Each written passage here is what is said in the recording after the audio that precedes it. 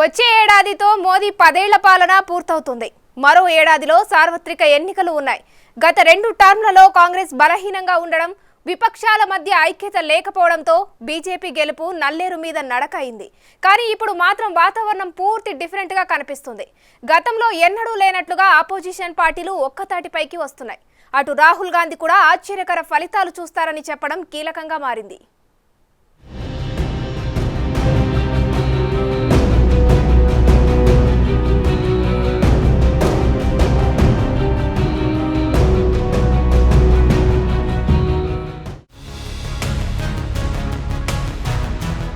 Opposition పార్టీల బలగం రోజురోజుకు పెరుగుతోంది.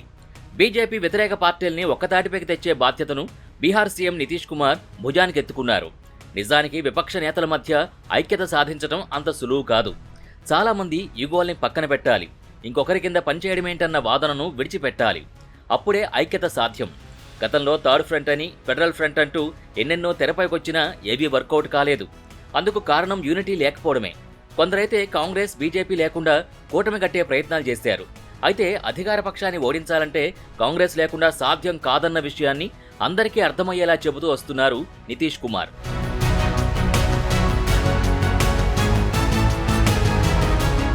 మోదీ సర్కార్ 2 టర్ములు పూర్తి చేసుకుంటుండడం, అదే సందర్భంలో ప్రభుత్వ వ్యతిరేకత కూడా భారీగా పెరిగిందన్న వాదన నడుస్తోంది. ఇంకోవైపు రాహుల్ గాంధీ చేపట్టిన భారత్ జోడో యాత్రతో కాంగ్రెస్ పార్టీ చాలా వరకు పుంజుకుంది. గతంలో మాదిరి ఇప్పుడు పరిస్థితి లేదు. ఇప్పటికిప్పుడు ఎన్నికలు జరిగితే కాంగ్రెస్ హవా ఉంటుందని ఇప్పటికే సర్వేలు కూడా వెల్లడించాయి. ప్రధాని ఎవరు కావాలని కోరుకుంటున్నారన్న సర్వేల్లోనూ రాహుల్ గాంధీ స్కోరు గతంలో కంటే బాగా పెరిగిపోయింది. గత సర్వేల్లో మోదీ హవా ఉంటే ఇప్పుడు జోడో యాత్ర తర్వాత రాహుల్కి జనం కనెక్ట్ అవుతున్నట్టుగా కొత్త సర్వే రిపోర్టులు వెల్లడిస్తున్నాయి. భారత్ జోడో యాత్రతో కాంగ్రెస్కు భారీ బూస్టప్ వచ్చింది. అదే సమయంలో గతంలో ఎన్నడూ లేని విధంగా విపక్షాల మధ్య ఐక్యత కూడా పెరుగుతోంది. ఇది చాలా వరకు ఈసారి ప్లస్ అయ్యే అవకాశం కనిపిస్తోంది. ప్రస్తుతం భారత రాజకీయాల్లో ప్రతిపక్షాలు చాలా ఐక్యంగా ఉన్నాయని కాంగ్రెస్ అగ్రనేత రాహుల్ గాంధీ అన్నారు. వచ్చే ఏడాది జరగబోయే సార్వత్రిక ఎన్నికల ఫలితాలు జనాన్ని ఆశ్చర్యపరుస్తాయంటున్నారు. అమెరికా పర్యటనలో ఉన్న రాహుల్ తాజాగా వాషింగ్టన్లోని నేషనల్ ప్రెస్ క్లబ్లో ఏర్పాటు చేసిన ప్రెస్ కాన్ఫరెన్స్లో పాల్గొన్నారు. రాహుల్ గాంధీ ఈ స్థాయిలో కామెంట్స్ చేయడానికి చాలా లెక్కలున్నాయి. Everybody in India has a democratic right. Every single person in India should be allowed to be part of the conversation. I think there are things that can be improved in Jammu and Kashmir with regards to that conversation, and we are committed to improving the conversation, the democratic conversation in Jammu and Kashmir. The opposition is pretty well united, and I think it's getting more and more united. We are having conversations with all the opposition,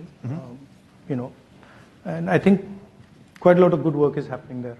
I think the Congress party will do very well in the next election.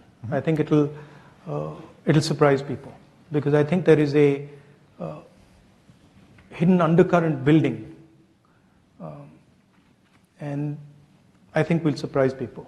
And I'm not entirely convinced about this idea that Mr. Narendra Modi is going to win the 24 elections. I think it's not as simple as people make out. If you just do the math, a united opposition will defeat the BJP on its own, without any, electoral math. Opposition పార్టీల unity సరైన డైరెక్షన్లోనే ఉందంటున్నారు రాహుల్. వచ్చే 2 ఏళ్లలో Congress party మరింత బలోపేతం అవుతుందంటున్నారు.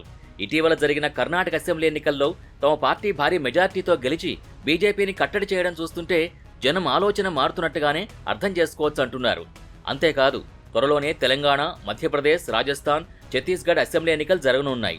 వచ్చే ఏడాది జరిగే సార్వత్రిక ఎన్నికల ఫలితాలు ఎలా ఉంటాయో ఈ రాష్ట్రాల రిజల్టే సిగ్నల్స్ ఇస్తాయంటున్నారు రాహుల్. భారత ఆర్థిక వ్యవస్థ దారుణంగా తయారైందంటున్నారు. దేశంలో నిరుద్యోగం, ధరల పెరుగుదలతో సామాన్యులు ఇబ్బందులు పడుతున్నారని, కర్ణాటకలో హస్తం పార్టీ గెలుపుకి ఆ అంశాలే కారణమయ్యాయంటున్నారు Rahul. Massive unemployment and dramatic increase in prices, and this is one of the reasons we won the Karnataka election, was that there was a feeling in India that there is a set of people who have a huge amount of wealth, and then there's a large mass of Indian people who are poor and struggling. Huge income disparities, and unemployment I think it's a 40-year high for unemployment. So to say that the economy is doing well, I don't quite agree with it. I think the central difference between how we see it and how the BJP sees it is we believe in decentralization of power. We believe in supporting the small and medium industries, and we believe that they are the engine of growth in India. And they tend to concentrate power and wealth in few limited people. So that's, I would say, broadly, that's the difference in the economic perspective. You have to have an independent set of institutions that are not pressurized and controlled. And that's been the norm in India. This is an aberration, what is taking place in India. So from our perspective, the foundations of democracy in India are very strong. ఇప్పుడు భారత్లో ప్రతిపక్షాలు మరింత ఐక్యంగా ఉన్నాయని విపక్ష పార్టీలతో కాంగ్రెస్ విస్తృతంగా సమావేశాలు జరుపుతోందంటున్నారు రాహుల్. మోదీ సర్కార్ కేవలం కార్పొరేట్లకే వంతపాడుతుందని విమర్శించారు. మోదీకి కేవలం విభజన రాజకీయాలు చేయడం మాత్రమే తెలుసంటున్నారు. మోదీ పాలనలో కొన్ని సంస్థలు స్వతంత్రంగా పనిచేయలేకపోతున్నాయంటున్నారు. కాంగ్రెస్ అధికారంలోకి వస్తే ఆ సంస్థలకు మరింత స్వేచ్ఛనిస్తామని స్పష్టం చేశారు. పరువు నష్టం కేసులో దోషిగా తేలినందుకే తనపై అనర్హత వేటు వేయడం విడ్డూరంగా ఉందన్నారు. అయితే పార్లమెంట్లో అదానీ ఇష్యూ గురించి మాట్లాడిన తర్వాతే ఈ వేటు పడడం ఇంకాస్త విచిత్రంగా ఉందని చెప్పారు. They sort of generate a certain amount of hatred in society. They polarize society, and they're not inclusive. They don't embrace everybody, and they divide society. That's I think it's a difference in ideology between us and the BJP. We feel India should be allowed to express itself, and we feel that political leaders should be comfortable in sort of being questioned, and should learn from that questioning. So, I mean, it's just a difference in viewpoint. I walked across India, walked from Kanyakumari to Kashmir, and talked directly to millions of Indian people, and they didn't seem very happy to me. And they were very clear that there were serious issues with regards to unemployment. There was massive price rise. So there was an angst in the people. I think 1,500 square kilometers, land the size of Delhi, is occupied by them, and I think it's absolutely unacceptable. Prime Minister seems to believe otherwise. I don't know. I mean, maybe he knows something we don't know. Rahul వ్యాఖ్యల్ని BJP నేతలు ఖండిస్తున్నారు. విదేశీ గడ్డపై భారత ప్రతిష్టను దిగజార్చేందుకు ప్రయత్నిస్తున్నారంటూ కౌంటర్లిస్తున్నారు. రాహుల్ గతంలో London పర్యటన చేసి వచ్చాక కూడా ఇదే రకంగా కామెంట్స్ చేశారు. క్షమాపణలు చెప్పాకే పార్లమెంట్లో అడుగుపెట్టాలని అప్పట్లో డిమాండ్ చేశారు. భారత్లో ప్రజాస్వామ్యం తీవ్ర ఒత్తిడిలో ఉందని అప్పట్లో రాహుల్ మాట్లాడారు. వాటిపై విరుచుకుపడ్డారు బీజేపీ నేతలు. అయితే రాహుల్ ఎక్కడా వెనక్కి తగ్గలేదు. తానేదీ తప్పుగా మాట్లాడలేదని కమలం నేతలకి కౌంటర్లు వేశారు. ఇప్పుడు కూడా మోదీ పర్యటన కంటే ముందు యుఎస్కు వెళ్లారు రాహుల్. వరుస భేటీలు, మీటింగులు, ర్యాలీలతో బిజీగా ఉంటున్నారు. ఎన్ఆర్ఐల్లో స్కోప్, గ్రాఫ్ పెంచుకునే వ్యూహాల్లో భాగంగా రాహుల్ ఈ టూర్ చేపట్టారు. వచ్చే ఎన్నికల్లో బీజేపీకి ఎందుకు చెక్ పెట్టాలన్న విషయాలపై వివరిస్తున్నారు.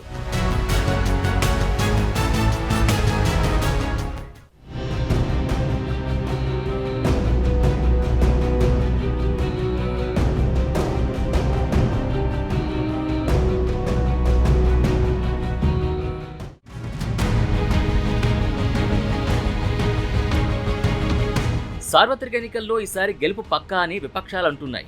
ఇందుకు ధీమా ఏంటి? లెక్కలు వేసుకుని గెలుపు పక్కా అంటున్నారు.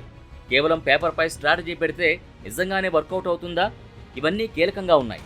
కేంద్రంలో అధికారం కోసం విపక్ష పార్టీలు ముమ్మరం చేస్తున్నాయి. ఇందుకు మంచి తరుణం 2024 ఎన్నికలు. నిజానికి ప్రతిపక్షాల ఐక్యతను ఛాంపియన్గా నిలబెట్టిన వారిలో నితీష్ కుమార్ ముందు వరుసలోకి వచ్చేశారు. విపక్ష నేతల్లో చాలామంది తామే మోదీని ఛాలెంజ్ చేసే వ్యక్తులమన్న ఉద్దేశంతో ఉన్నారు. అయితే తాను విపక్షాల ప్రధాని అభ్యర్థిని కాదని నితీష్ ఎన్నోసార్లు చెప్పుకొస్తున్నారు. వచ్చే ఎన్నికల్లో బీజేపీని ఓడించడమే తన ఏకైక లక్ష్యం అంటున్నారు. ఇప్పుడు కలుస్తామంటున్న అపోజిషన్ పార్టీల్లోనూ చాలా వరకు విభేదాలు ఉన్నాయి. అన్ని విషయాల్లో కాకపోయినా కొన్ని విషయాల్లో వైరుధ్యాలున్నాయి. విమర్శలు చేసుకున్న సందర్భాలున్నాయి. అయితే ఆ విభేదాల్ని పట్టించుకోకుండా ప్రస్తుతానికి ఒక ఫార్ములాపై పనిచేయాలి అన్నది నితీష్ ఆలోచన. ప్రస్తుతం 1-to-1 భేటీల్ని నితీష్ కుమార్ ముగించారు. తమతో కలిసి వస్తారనుకున్న అన్ని పార్టీల్ని ఆయా రాష్ట్రాలకు వెళ్లి కలిసి వచ్చారు. విడివిడిగా భేటీలు నిర్వహించడానికి చాలా కారణాలున్నాయి. ఇప్పుడు జూన్ 12న పాట్నాలో అపోజిషన్ పార్టీల మీటింగ్ జరగనుంది. ఈ భేటీకి Mamata Banerjee, RJD, JDU, NCP, Uddhav Shiv Sena వర్గం, జేఎంఎం, డీఎంకే ఇలా మొత్తం 18 పార్టీల నుంచి నేతలు హాజరవనున్నారు. అక్కడ మైక్రో ప్లాన్ దిశగా వ్యూహం ఉండబోతోందంటున్నారు. 2019 లోక్సభ ఎన్నికల్లో పోలైన ఓట్లలో 38% ఓట్లు రావడంతో బీజేపీ దూసుకెళ్లింది. బీజేపీ నేతృత్వంలోని ఎన్డీఏ ఓట్లు కూడా కలిపితే 45%కి చేరుకుంది. నితీష్ కుమార్ ప్రతిపక్షాలను ఏకం చేయాలన్న టార్గెట్ పెట్టుకోవడంలో చాలా లెక్కలు వేస్తున్నారు. 2019 ఎన్నికల్లో బీజేపీకి ఓటు వేయని వారంతా ప్రభుత్వ వ్యతిరేక ఓట్లే అన్నది తెలిసిందే. అందులో కొందరు సరైన ప్రత్యామ్నాయం లేక కాషాయ పార్టీ వైపు మళ్లారన్న అంచనాలు కూడా ఉన్నాయి. 2024లో చాలా లోక్సభ స్థానాల నుంచి అన్ని బీజేపీ వ్యతిరేక శక్తులకు సపోర్ట్ ఇచ్చి ఒక్కతాటిపైకి తెచ్చి నిలబెట్టేలా ప్లాన్ చేస్తున్నారు. 1977, 1989 సార్వత్రిక ఎన్నికల మాదిరి వ్యూహం ప్రకారం వెళితే ప్రస్తుతం బీజేపీ సీట్లను 100 లోపు కట్టడి చేయవచ్చు అంటున్నారు. 1977, 1989 నాటి పరిస్థితులు ఇప్పుడు దేశంలో లేవు. పెద్ద పెద్ద స్కాములు లేవు, భావోద్వేగాలు లేవు. అయినా సరే వ్యూహం వర్కౌట్ చేసే పట్టుదలతోనే నితీష్ కనిపిస్తున్నారు. నిజానికి గత ఎన్నికల్లో బీజేపీ, ఎన్డీఏ తరపున నిలబడ్డ లోక్సభ అభ్యర్థులు చాలా మంది మోదీ వేవపైనే గెలిచారు. కాంగ్రెస్ చాలా రాష్ట్రాల్లో బలమైన పార్టీగా ఉంది. ఇప్పుడు ఏకమవుతున్న విపక్షాల్లో కొన్ని పార్టీలు కాంగ్రెస్కు ప్రత్యర్థులుగా కూడా ఉన్నాయి. అయితే ఇలాంటి సమస్య రాకుండా కాంగ్రెస్ బలంగా ఉన్న 200 సీట్లలో పోటీ చేయకుండా సపోర్ట్ ఇవ్వడానికి ప్రాంతీయ పార్టీలు ముందుకొస్తున్నాయి. ఉదాహరణకు కర్ణాటకలో కాంగ్రెస్ బలంగా ఉంది కాబట్టి అక్కడ మమతా బెనర్జీ హస్తం పార్టీకి మద్దతు ఇవ్వడానికి అభ్యంతరం ఉండకపోవచ్చు. కానీ బెంగాల్లో తమ పార్టీకే పోటీకి వస్తామంటే సీన్ మరోలా ఉంటుంది. మొన్నటికి మొన్న ఓ బైపోల్లో టీఎంసీ అభ్యర్థిని కాంగ్రెస్ ఓడించింది. దీంతో దీదీ అప్పట్లో శివాలెత్తిపోయారు. 2019లో కాంగ్రెస్ 421 సీట్లలో పోటీ చేసి 52 సీట్లు మాత్రమే గెలుచుకుంది. కానీ ఇప్పుడు సీన్ మారింది. భారత్ జోడో యాత్ర తర్వాత లెక్కలు మారాయంటున్నారు ఆ పార్టీ నేతలు. అటు కర్ణాటక గెలుపుతో హస్తం పార్టీ జోష్లో ఉంది. పైగా తమతో కలిసి వచ్చే ప్రాంతీయ పార్టీల్ని మరిన్ని ఎక్కువ సీట్లు అడిగేందుకు అవకాశం ఏర్పడింది. ఇంకోవైపు ఆపు బలంగా ఉన్న ఢిల్లీ, పంజాబ్లలో కాంగ్రెస్కు ఎక్కువ ఎంపీ సీట్లు వదిలిపెట్టేందుకు సిద్ధంగా ఉండదు. ఇవన్నీ సమస్యలుగా ఉన్నాయి. అయితే వీటన్నిటినీ తేల్చడానికి జూన్ 12న భేటీ నిర్వహించబోతున్నారు నితీష్ కుమార్. ఇక బీజేపీకి వ్యతిరేకంగా గళం వినిపిస్తున్న కేసీఆర్ ఇప్పటి కూటమితో జట్టుకట్టే పరిస్థితి కనిపించడం లేదు.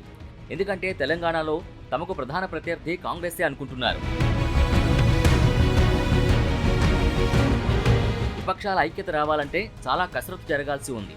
చాలా అంశాల్లో పార్టీలు పోరాడుతున్నా ఇంకొన్ని పార్టీలు కలిసి రావడం లేదు. పార్లమెంటు ప్రారంభోత్సవ వేడుకైనా, విపక్షాలపై ఈడీ, ఐటీ, సిబిఐ దాడుల్ని పెంచే విషయమైనా, అలాగే అదానీ హిండెన్బర్గ్ జేపీసీ ఇష్యూ పైన అన్ని విపక్షాలు కలిసి ముందుకు సాగలేకపోయాయి. పార్లమెంటు ప్రారంభోత్సవానికి బిజు జనతాదళ్, వైసీపీ హాజరవడం బీజేపీకి ప్లస్గా మారింది. మరోవైపు కాంగ్రెస్ ఆప్ను ఒక్క వేదికపైకి తీసుకురావడం నితీష్కు సవాల్గా మారుతోంది. అయితే రాహుల్ సహా చాలా మంది విపక్ష నేతలు చాలా కూల్ అయ్యారు. దీంతో ఏదైనా జరిగే అవకాశమైతే ఉంది. నితీష్ కుమార్ రూపొందించిన 1-on-1 వ్యూహాన్ని మమతా బెనర్జీ ఇప్పటికే అంగీకరించారు. బలమైన ప్రాంతీయ పార్టీలు 2024లో తమ సొంత రాష్ట్రంలో బీజేపీని కలిసికట్టుగా ఎదుర్కోవడం ఇందులో కీలకమైన విషయం. 2 జాతీయ పార్టీలు ప్రత్యక్ష పోటీలో ఉన్న 200+ స్థానాల్లో కాంగ్రెస్కి సపోర్ట్ ఇచ్చేందుకు సిద్ధమవుతున్నారు. విపక్షాల పూర్తి ఐక్యత ఎప్పటికి సాధ్యం? ఇది $1 మిలియన్ ప్రశ్న.